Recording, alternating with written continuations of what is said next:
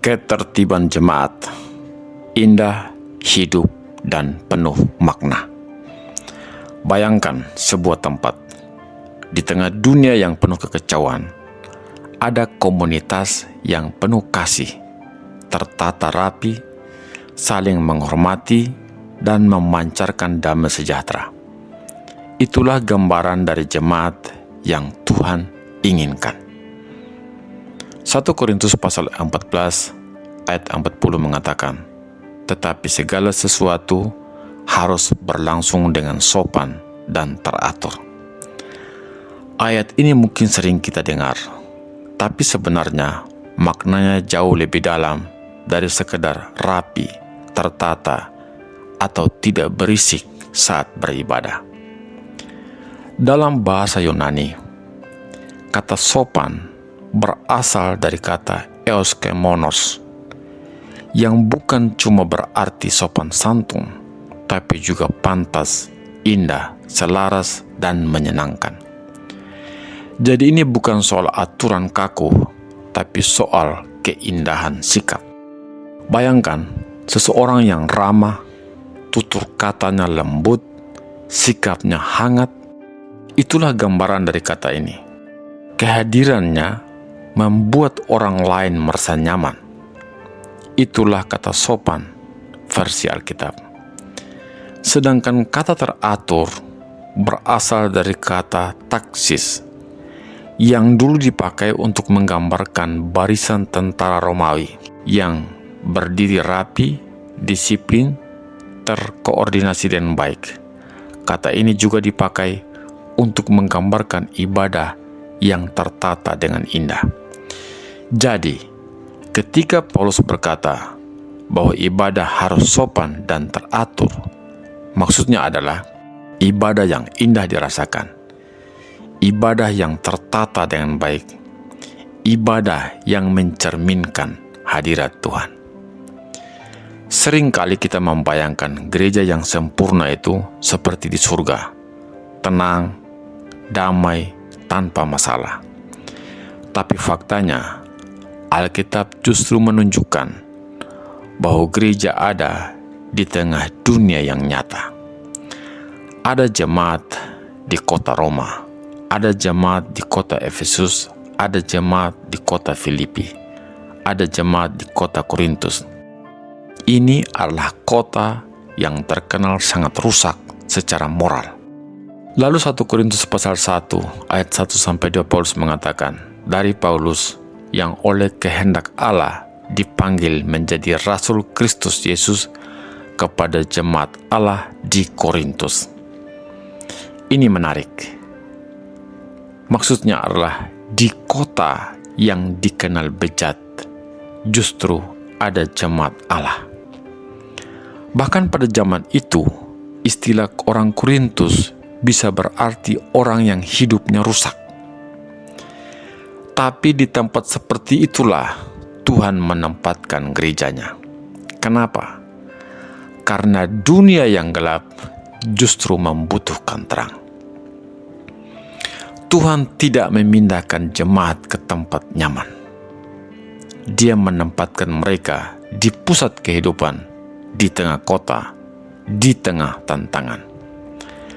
Sama seperti hari ini, gereja berdiri di tengah kota besar, di antara hiruk-pikuk kehidupan, di tengah orang-orang yang membutuhkan harapan. Gereja adalah mercusuar Tuhan di dunia ini. Gereja yang sopan dan teratur bukan cuma terlihat dari tata ibadahnya, tapi dari cara jemaat saling memperlakukan satu dengan yang lain. Dalam 1 Timotius pasal 5, Paulus memberikan gambaran yang sangat indah. Yang tua harus berperilaku seperti ayah dan ibu. Yang muda harus berperilaku seperti saudara. Bayangkan sebuah komunitas seperti itu. Tidak ada saling menjatuhkan satu dengan yang lain. Tidak ada sikap dingin. Yang ada adalah kasih, hormat, dan perhatian. Itulah gereja yang hidup. Bahkan Paulus juga menekankan kepedulian sosial. 1 Timotius pasal 5 ayat 8 mengatakan, "Tetapi jika ada seorang yang tidak memelihara sanak saudaranya, apalagi seisi rumahnya, orang itu murtad dan lebih buruk dari orang yang tidak beriman." Artinya jelas, iman tidak bisa dipisahkan dari tindakan. Kasih harus nyata dalam kehidupan sehari-hari. Jadi gereja yang indah adalah gereja yang peduli. Gereja bukan tanpa masalah, tapi tempat kita bertumbuh. Realitasnya, sejak awal gereja tidak pernah bebas dari masalah. Jemaat di Korintus misalnya, mereka menghadapi banyak sekali persoalan. Perpecahan, dosa seksual, konflik hukum, penyalahgunaan ibadah, perbedaan pendapat. Dan Paulus menulis surat 1 Korintus untuk menanggapi semua itu. Apa artinya? Gereja bukan tempat orang sempurna, tapi tempat orang belajar hidup benar. Saat kita masuk ke dalam kehidupan iman, kita tidak langsung bebas masalah. Justru kita belajar menghadapi hidup dengan cara Tuhan. Di tengah semua tantangan itu, Paulus memberikan kunci. Dalam Efesus pasal 4 ayat 3-6, Paulus mengatakan, "Dan berusahalah memelihara kesatuan roh oleh ikatan damai sejahtera, satu tubuh dan satu roh.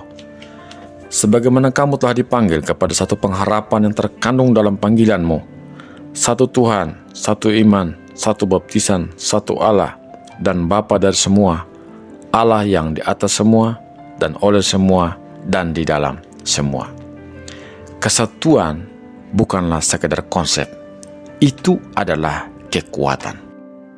Ketika suatu jemaat hidup sehati, saling mendukung, dipimpin oleh Roh Kudus, maka gereja itu menjadi kuat, hidup, dan berdampak. Yesus sendiri pernah berkata dalam Yohanes pasal 14 ayat 16-17a, "Aku akan minta kepada Bapa, dan Ia akan memberikan kepadamu seorang penolong yang lain, supaya Ia menyertai kamu selama-lamanya, yaitu Roh kebenaran." Roh Kuduslah sumber keindahan jemaat. Roh Kudus bukan hanya hadir secara pribadi, Dia juga bekerja dalam persekutuan. Jadi saat jemaat berkumpul, di situ ada hadirat Tuhan, ada damai sejahtera, ada sukacita, ada kekuatan. Itulah yang membuat gereja menjadi hidup. Jadi gereja yang indah itu nyata. Gereja yang sopan dan teratur bukan berarti kaku dan formal. Gereja yang benar adalah indah dalam sikap, tertata dalam pelayanan, penuh kasih dalam relasi, kuat dalam kesatuan, hidup dalam Roh Kudus. Dan yang paling penting, gereja seperti itu tidak ada di surga saja, tapi ada di sini, di dunia, melalui diri kita. Jadi, setiap kali kita datang beribadah, ingatlah, kita bukan hanya hadir di sebuah pertemuan.